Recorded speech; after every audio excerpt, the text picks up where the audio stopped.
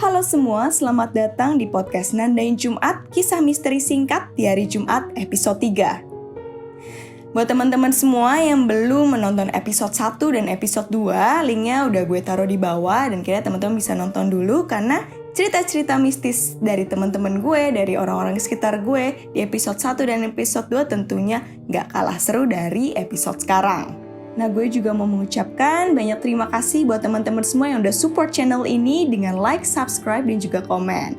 Dan kiranya jika teman-teman memiliki cerita horor atau cerita mistis yang menurut teman-teman, gue gak bisa ngelupain nih, bisa banget nih ya teman-teman untuk sharing ke DM gue di Nanda Prilia 13. Nanti akan gue buat narasi di episode Nandain Jumat selanjutnya.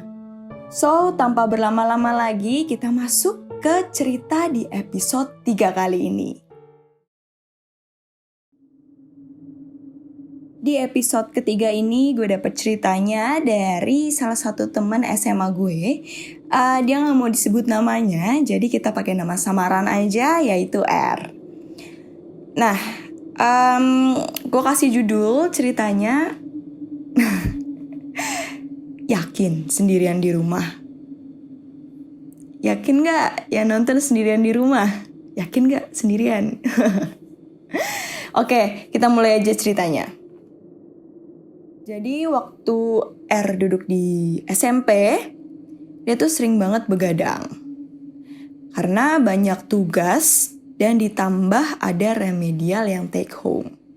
Dulu ada remedial take home ya? Gue baru tahu. Oke. R ini selalu nugas di kamar sendiri dan kamarnya dia itu di lantai 2. Suatu ketika, saat itu R lagi ada remedial yang take home. Dan R bener-bener serius ngerjain tugasnya. Karena dia tentunya gak mau gagal lagi di pelajaran yang sama.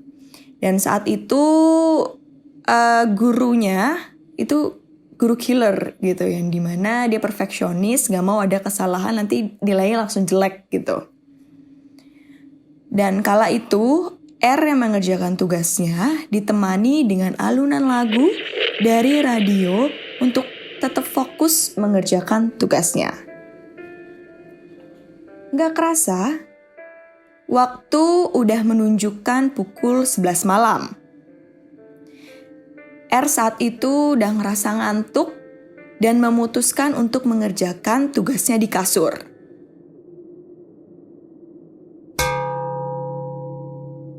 Tiba-tiba terdengar suara dari tangga yang ada di sebelah kamar R. Suara tersebut berasal dari pegangan tangga yang dipukul lalu bergema. Di situ R secara refleks langsung nengok ke arah pintu karena memang pintu kamar dia gak tutup. Beberapa detik kemudian, suara nyaring itu kembali datang. Namun kali ini ditambah ada suara tapak kaki di tangga. R yakin banget itu suara tapak kaki orang naik tangga. Karena R udah biasa bedain siapa yang lagi naik ke lantai 2. Tapi anehnya suara tapak kaki barusan R tuh gak kenal. Dan di situ posisinya R lagi sendirian di rumah. R mencoba berpikir positif, mungkin karena dirinya ngantuk gitu ya, terus dia mulai ngelantur atau halu. Dia tetap ngelanjutin ngerjain tugasnya.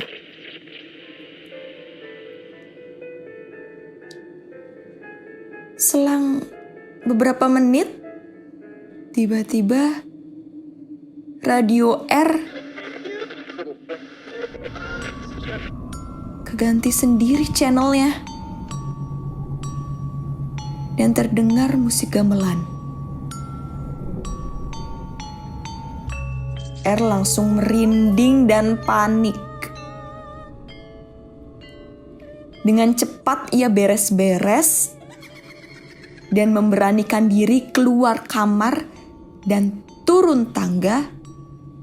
Dan saat turun tangga, dia tuh sama sekali gak ngeliat ke depan. Dia lihat ke bawah dan langsung lari menuju pintu rumahnya. R di depan rumah sampai tengah malam untuk nungguin ayah, mama, dan 2 adiknya pulang. Ini pertama kalinya R takut di rumah sendirian. Semenjak itu, R gak berani di rumah sendiri dan pasang radio lagi.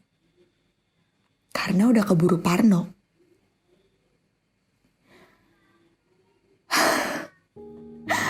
Guys, udah home alone, malam-malam, stres ngerjain remet gitu kan. Tiba-tiba ada suara gamelan dan langkah kaki. Kalau gue di posisi dia, aduh gue gak tahu harus ngapain. Mungkin gue gak berani keluar kamar, sumpah itu serem banget sih. Tapi kalau yang pernah gue dengar gitu ya, atau gue tahu, kalau tiba-tiba ada suara gamelan, itu berarti ada yang datang atau kita disambut. Bener gak sih? Kalau misal teman-teman tahu arti ya tiba-tiba ada suara gamelan kayak gitu, teman-teman bisa kasih tahu gue di komen bawah ya. Oke, sekian cerita singkat di hari Jumat. Semoga cerita ini bisa menghibur teman-teman semua di hari Jumat teman-teman. Dan sampai jumpa di episode selanjutnya, yaitu episode 4 untuk mendengarkan cerita-cerita mistis lainnya yang tentunya nggak kalah seru. Dan sampai jumpa!